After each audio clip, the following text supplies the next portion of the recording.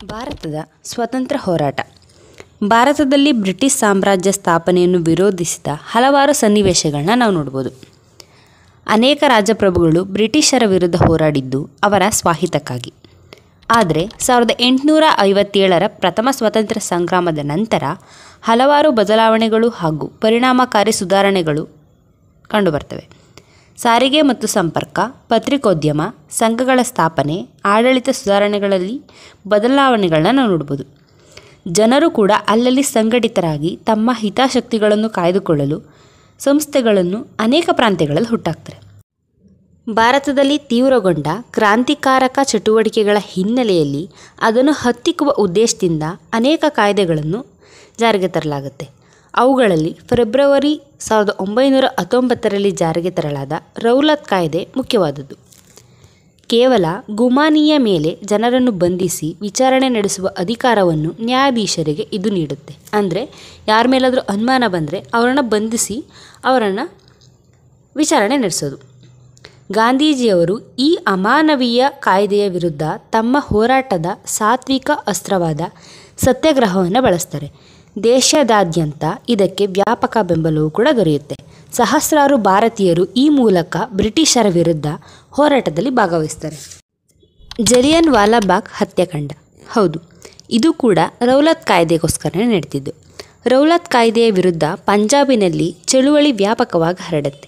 ಅಲ್ಲಲ್ಲಿ ಇದು ಹಿಂಸಾತ್ಮಕ ಸ್ವರೂಪಕ್ಕೆ ತಿರುಗಿದ ಹಿನ್ನೆಲೆಯಲ್ಲಿ ಸರ್ಕಾರವು ಅಮೃತಸರದ ನಗರವನ್ನು ಜನರಲ್ ಡಯಾರ್ ಎಂಬ ಸೇನಾಧಿಕಾರಿಯ ಉಸ್ತುವಾರಿಗೆ ನೀಡಿರುತ್ತೆ.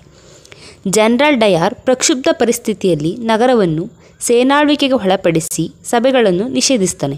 ಅಂದರೆ ಯಾವುದೇ ಸಭೆ ಸೇರಬಾರ್ದು ಅಂತೇಳಿ ಹೇಳಿರ್ತಾನೆ.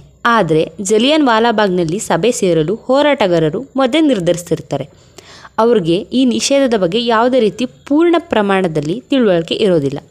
ಸುಮಾರು 20,000 ಜನ ರೌಲತ್ ಕಾಯ್ದೆಯ ವಿರುದ್ಧದ ಪ್ರತಿಭಟನಾ ಸಭೆಯಲ್ಲಿ ಸೇರಿರ್ತಾರೆ. ಸುತ್ತಲೂ ಎತ್ತರವಾದ ಗೋಡೆಗಳಿಂದ ಕಿರಿದಾದ ಪ್ರವೇಶದಿಂದ ಕೂಡಿದ ಜಲಿಯನ್ ವಾಲಾಬಾಗ್ನಲ್ಲಿ ಸಭೆಯು ಶಾಂತಿಯುತದಿಂದ ನಡೆದಿರುತ್ತೆ. ತನ್ನ ಸೈನ್ಯದೊಂದಿಗೆ ಬಂದ ಜನರಲ್ ಡಯಾರನ್ನು ಯಾವುದೇ ಮುನ್ಸೂಚನೆಯನ್ನು ನೀಡದೆ ಶಾಂತಿಯುತವಾಗಿ ನಡೆಯುತ್ತಿದ್ದ ಪ್ರತಿಭಟನಾ ಸಭೆಯ ಮೇಲೆ ಅಲ್ಲಿ ಸೇರಿದ್ದ ಜನರ ಮೇಲೆ ಅಮಾನುಷವಾಗಿ ಗುಂಡಿನ ಮಳೆಗರೀತಾನೆ. ಅಂದರೆ ಅವ್ರ ಮೇಲೆ ಗುಂಡು ಹಾರಿಸ್ತಾನೆ. ಈ ಹತ್ಯಾಕಾಂಡದಲ್ಲಿ 379 ಪ್ರತಿಭಟನಾಕಾರರು ಪ್ರಾಣವನ್ನು ಕಳ್ಕೊತಾರೆ. ಸಹಸ್ರಾರು ಜನರು ಗಾಯಗೊಳ್ತಾರೆ. ಈ ಘಟನೆಯನ್ನು ಜಲಿಯನ್ ವಾಲಾಬಾಗ್ ದುರಂತ ಎಂದು ಕರೀತಾರೆ.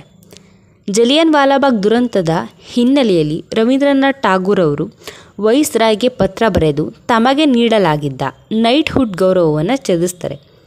ಮುಗ್ಧ ಭಾರತೀಯ ಹೋರಾಟಗಾರರನ್ನು ಹತ್ಯೆಗೈದ ಜನರಲ್ ಡಯಾರನ್ನು ಭಾರತದ ಕ್ರಾಂತಿಕಾರಿ ಉಧಮ್ ಸಿಂಗ್ ಎನ್ನುವವರು ಹತ್ಯೆ ಮಾಡ್ತಾರೆ.